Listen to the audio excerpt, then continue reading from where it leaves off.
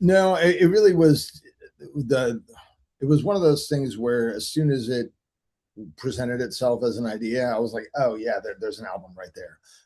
I was actually doing press for the last Gruesome record for Silent Echoes, obviously talking about death, as is my lot in life now. And there was a guy in Belgium whose name I can't recall, and I feel quite guilty about it. And he was like, "Hey, I really liked when Gruesome did that Legion of Doom cover for Twisted Prayers because you know Twisted Prayers is sort of our companion piece to spiritual healing. The main Sure. riff in Legion of Doom got reused in spiritual healing, blah, blah, blah. And he was like, it was really cool to hear that song with good production. And he's like, I would love to hear some more stuff like that. Have you ever thought about doing that? And I was like, no, not until right now. But hold that thought. Right. Do not put this question in the interview. And I was like, that's it. Because, we'd sort of played around with the idea of writing some stuff and it just didn't really pick up any momentum. And we didn't really feel like, I don't know, we didn't really feel like we had something to say that wasn't going to be kind of repetitive. Um, and as soon as that dude said that, I was just like, yeah, that's it. That's the answer. Got it. And so I immediately was like, yeah, this is a whole album because there's a few songs, honestly, I thought I'd heard pretty much everything, but there was a couple songs that I discovered in the process of putting this record Right. together, like Seizure and Rigor Mortis, I'd never heard before somehow. Um, but yeah, it was like there's tons and tons of songs we could do. And it was just like, you know, I tend to think like that. I see the whole thing and then I got to work backwards to get the details. I don't go from like small to big, I go from big to small. Sure. Now I know I read that there was a couple of tracks that did not make this that came from the early cassettes. What was it about these songs that was it that you didn't think that those songs that were written were good enough, or was it that you didn't think what you guys did to interpret it was right for those songs? It was more that the vibe of the songs was a little bit different Okay. because somewhere in like 85, maybe early 86, I'm not entirely sure what the timeline was, but Chuck started playing with some different people, Hmm. specifically like Eric Brecht, Kurt from DRI's brother, that he did the Back from the Dead demo with.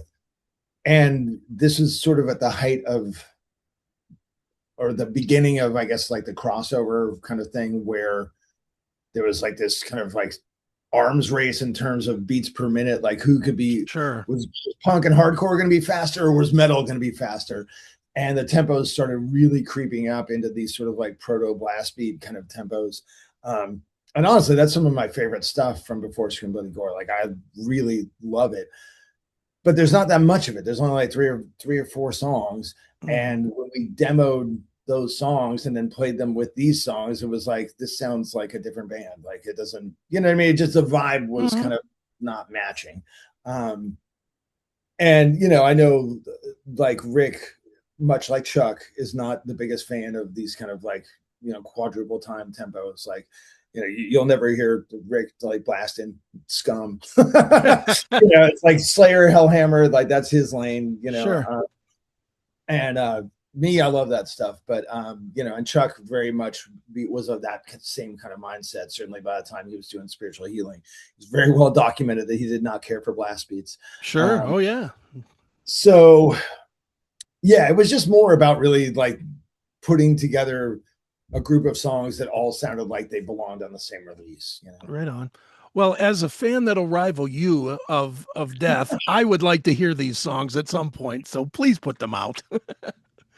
I think it would be fun. I think maybe we could do like an EP. I mean, Gus used to play in fucking Malevolent Creation. The guy can play fast. Like Sure. he can play really, really fast. So that's not an issue. It's just yeah, who knows? But it seems like people like this record and maybe I don't know. There's enough material out there for a part two, if we really wanted Okay. to continue mining Right. the past. What would it take to get that? Is there a sales number to hit, or is there just a level of popularity that you'd like to see, or an invite to Vakken, or what would lead you to do it again? I mean, I just think if it felt like it was going to be a fun thing, like really, Okay. like Well, the this reason I band. ask you, hold on, the reason I'm asking you is because you're the guy under pressure. You're the guy that has to live up. You have to live up to a spirit that nobody's going to live up to. And Right. that makes it very, I understand doing it once. You guys are all bros and the music came out really, really well. Well, But now thanks. you go to that second level and it's like, all right, now how much hell am I going to take? Right. You see what I mean? Yeah, I mean, but we don't really, we've never had any kind of plan. We've never had like a a manager or a strategy or whatever, aside from just playing the songs and playing the songs the old school way, Mm-hmm. because we're old guys. We still, I was sending like our technical writer and stuff to some festivals that we're doing in Europe in a couple of weeks. One of the emails was like, "Is this right?" And I was like, "What do you mean?" They're like, "That's it." I was like, "Yeah, it's just 3 amps, a drum kit, and we have triggers, and we have one microphone." Right. Oh, And wow. he's like, "Just a pedal board?" I was like, "Yep, that's it." He's like, "Yeah, that's it." So yeah, I mean, I don't. There's no. It's not like we're like, well, we'll see, and if this happens, then we're going to do X. We're just kind of having a good time playing and seeing the people enjoy hearing these songs, and that's really it. There's no goal, there's no master plan aside from just play the songs the best way that we know how. And if it makes sense to do more, and if it feels right, then we'll do it, and if it doesn't, then cool.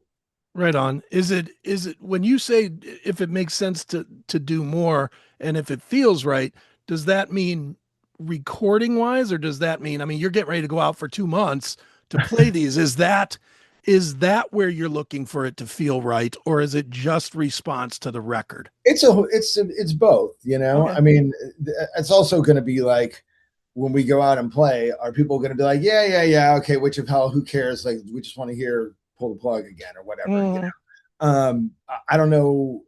It's tough to sort of gauge how much traction these songs will get in a live setting because you know it's like if you're paying your money to come to the show, and you want to hear your favorite song that's been your favorite song for 35 years, do you really want to hear four more new songs that are new to you? They're not new, but they're new to you sure. or whatever. So I don't know. I mean, it depends how the record does and how the response is live and just how we feel playing the songs.